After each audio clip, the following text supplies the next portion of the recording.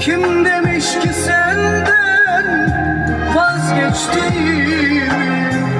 Ben sensiz bir tas su içer miyim? Kim demiş ki senden vazgeçtiğimi? Ben sensiz bir tas su içer miyim? Demir attım tek gönül limanımsın. Deli miyim senden vazgeçer miyim?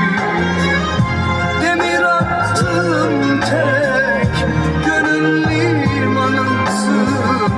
Deli miyim senden vazgeçer miyim? Sultan olsam, şah olsam,